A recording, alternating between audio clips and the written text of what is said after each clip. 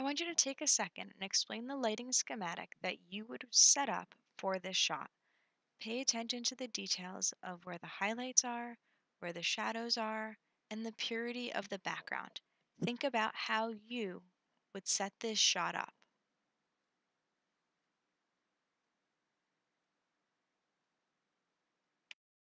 So how was it done? It was done with a theory and a process called high key. High key photography uses unnaturally bright light to blow out most of the harsh shadows in an image. Really perfect for product photography, perfect for portraiture, but looking at the background and they're saying it's blown out. So just be careful that the background is blown out and not the subject. And we're going to look at different techniques how to ensure that you're blowing out the background and not your subject. Like I said, when do you want a high key? You want a high key for model photography, you want a high key for product photography. Product photography is perfect for this because it brings your attention directly to the object that's for sale. Think about what kind of brands might use high key photography.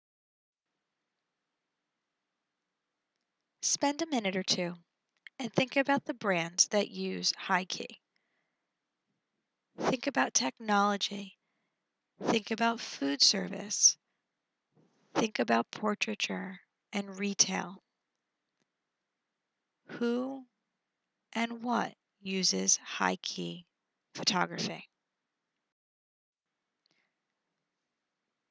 Apple is notorious for high key. Look at all of the details that it brings to your product. Cosmetic companies use high key especially because they want to make sure the color integrity of all of their images are accurate. If you were to put any of this makeup onto a pink background or a blue background, the color fidelity is going to be off. And then you're going to be dealing with comparative color, which isn't as accurate. And look at Adidas using high key to really showcase their bright, vibrant colors. High key typically has a very happy, upbeat feel to it. It's very modern, it's very clean. So now that you know what high key is, let's talk about how to do this. You've got two ways of accomplishing high key. You can do it in the studio. Studio lighting makes things a lot easier because you can control every aspect of it. Otherwise, you should shoot outdoors on a bright sunny day.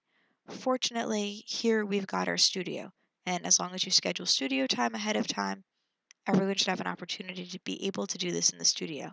If for some reason you can't, that's fine, but then make sure you're paying attention on how to do this outdoors and check ahead for the weather to make sure that you don't have a week of overcast rainy days. So in the studio, you're gonna need a white seamless roll. Put your white backdrop up, and then you're going to do a 3 light 45-degree setup with a background light. So 45 degrees on your front, 2 lights facing the portrait with even lighting unless you're trying to intentionally create drama. Set your lights up with the umbrella as a shoot through and your third light low behind the subject pointed at your background. You're now creating a lot of light in a small space with lots of white around you, so that light's going to start bouncing all over the place. When the light starts bouncing all over the place, you need to make sure that it's not creating these awkward halos and washing out your subject. So if that happens, pull your subject away from the background, pull your forward lighting further away from your subject, and give yourself more space between each integral. You want to make sure you're blowing out the backdrop enough to make sure it's pretty much solid white. If it's off by a slight shade, that's fine. We can fix it in post-production. However, for the most part, you really want your background pure white and your subject not blown out. Don't forget to meter. We talk about metering a lot. You guys know how to do this, you know when to do this, but don't forget to meter. You're going to want to make sure that your subject is 1 or 2 stops darker than your background. Think about this and think it through. You're going to also want to lengthen the exposure to brighten your scene as much as you can. Don't blow out your highlights, but you're still going to need a longer shutter speed, which lets in more light. And longer shutter speeds create what? Camera shake. So make sure you're on a tripod or you're making sure that your models don't have significant amounts of movement to them. Now, if you're gonna high key outside, it's a little bit more challenging. Your first step is to find a non-distracting background. Think about where you can find maybe a white wall, the side of a building, or even a garage. Your background tone needs to be continuous. It needs to be the same color. If you can't find solid white or a solid cream, make sure, if nothing else, it's the same tone. If it has patterns in it, it's going to be harder for you to get that pure white high key look. Then you're going to have to overexpose the background. Don't forget, you're overexposing it by 1 or 2 stops, which is the same thing you have to do in the studio. But make sure there aren't blown out highlights when you overexpose the scene. The easiest way to do that is to turn on your clipping notification and to look at your histogram. What's that you just said? I need to make sure that I'm using my histogram? I do that how? Okay.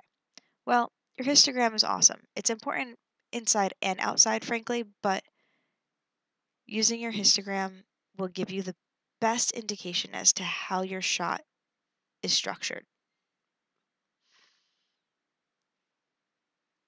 If you look at your histograms, which are all accessible on your cameras through the play button and the display modes, it will show you this chart.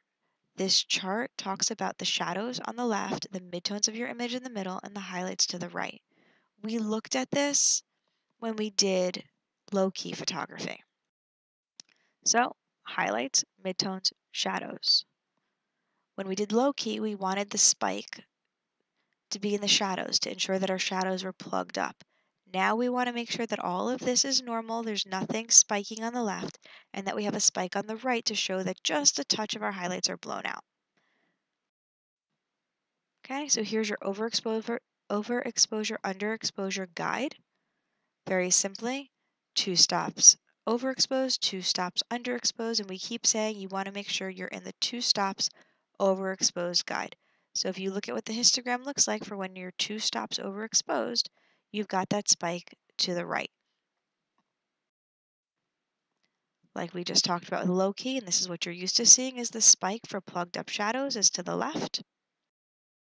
Now we're looking at the spike to the right to make sure that your shot is nice and open. If you were just to look at the histogram and nothing but the histogram, would you guess that this shot is perfectly exposed, is high key, or is low key? This is the histogram that came out of that shot. It's a low key shot, which should make sense being that we saw the histogram was pushed towards the left. Looking at this histogram, do you suspect that this shot produces a high key or a low key photograph? It's a high key shot, as indicated by a lack of data in your backgrounds. Is it a good high key shot? No, it's too much. Okay? You need to make sure that even though your background is overexposed, your subject isn't. So in this case, the photographer should have taken the subject away from the light source, away from the background, and darkened their exposure probably by 1, if not 2 stops, because this is grossly overexposed. One of the safest things you can do for yourself is to turn on your highlight warning. You can find it in your menu setting, and what it will do is make your screen blink wherever you have clipping. Clipping being 0 data in your photograph. You want your background of your shot to have 0 data. So if your clipping warning is coming up and clipping and flashing just in your backgrounds and not in your subject's face or in the body of whatever object you're choosing to shoot, then you're in good shape. Here are a couple of examples of high key product photography shots and portraiture work. Notice that even when you're dealing with white subjects on a white background, you can still see edges. You can still see details in your shots. Okay? The shot isn't so grossly overexposed that you're losing detail in your subject. And here are the resources from where slide 1 came from, proving that we do indeed know how to look for open source images.